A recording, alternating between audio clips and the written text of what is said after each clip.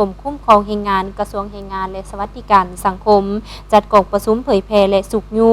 เวียกงานการกวดสุขภาพแรงงานอยู่หัวหน่วยธุรกิจในสาธารณรัฐประชาธิปไตยปชสลาวให้แก่ภาคธุรกิจกองประชุมดังกล่าวได้จัดขึ้นในวันที่21 พฤษภาคม 2026ที่เฮือนรับแขกกระทรวงแรงงานและสวัสดิการสังคมโดยการเข้าร่วมเป็นประธานของท่านพงษ์ไสศักดิ์อินทาราชรองรัฐมนตรีกระทรวงแรงงานและสวัสดิการสังคมมีท่านอุดรมณีบุญ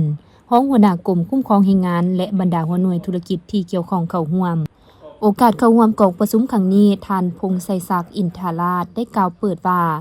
ความปลอดภัยและสุขภาพแรงงานแม่นเป็นปัจจัยหนึ่งที่สำคัญต่อเศรษฐกิจภาคพื้นสากลและภายในประเทศก็คือบรรดาหัวหน่วยธุรกิจต่างๆโดยเฉพาะการสร้างความปลอดภัยและสุขภาพที่ดีให้แก่ผู้ออกแรงงานหรือกำลังการผลิตของประเทศว่าเฉพาะต่อกับบรรดาหัวหน่วยธุรกิจการผลิตและการบริการต่างๆในขอบเขตทั่วประเทศซึ่งแม่นความจำเป็นของรัฐที่จะต้องเอาใจใส่สร้างให้มีนโยบายและนิติกรรมที่เหมาะสมสอดคล้องเพื่อป้องกันและลดพรการเกิดอุบัติเหตุแรงงานและพยาธิอาชีพจากการเฮ็ดเวียกและเป็นภาระบทบาทของกระทรวงโดยร่วมกับองค์การผู้ต่างหน้าผู้ใช้แรงงานและผู้ออกแรงงานในการค้นคว้าสร้างนิติกรรมและบังคับใช้รวมทั้งการติดตามกวดกาและเก็บกรรมข้อมูลด้านแรงงาน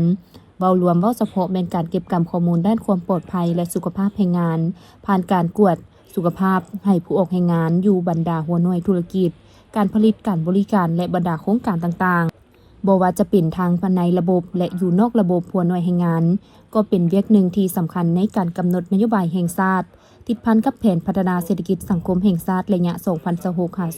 2026-2030 ก็คือแผนพัฒนาเวียกงานแรงงานและสวัสดิการสังคมในระยะ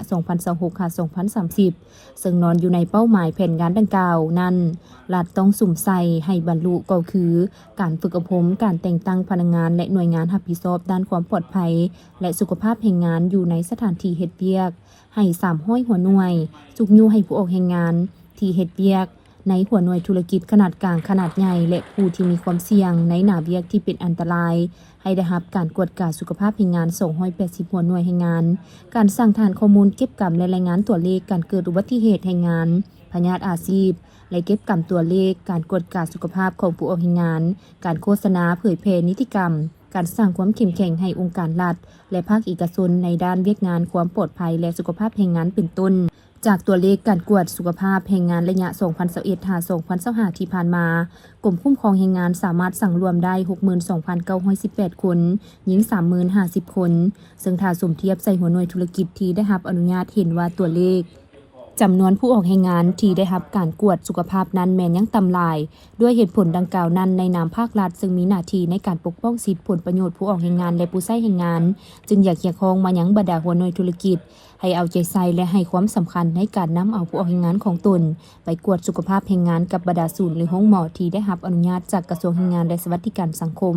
และกระทรวงสาธารณสุขขณะการเกี่ยวข้องนั้นแม้นเป็นสิ่งที่จำเป็นและต้องได้ปฏิบัติเนื่องจากว่าการกวดสุขภาพกับบรรดาศูนย์ห้องหมอแม้นเป็นการเก็บกำและติดตามผลการกวดสุขภาพของผู้ออกแรงงานเพื่อรับประกันสุขภาพของผู้ออกแรงงานให้เฮ็ดเวียกและกรณีเกิดพยาธิอาชีพแรงงานก็จะได้รับการคุ้มครองตามกฎหมายและระเบียบการดังนั้นในกองประชุมเผยแพร่ครั้งนี้จึงอยากเรียกร้องมายังผู้ต่างหน้าหัวหน่วยธุรกิจโครงการต่างๆบรรดาศูนย์กวดสุขภาพแรงงานหรือทางภาครัฐบาลจงนำเอาข้อมูลในกล่องประชุมนี้ไปเผยแพร่ให้หัวหน่วยแรงงานผู้ออกแรงงานของตนรับรู้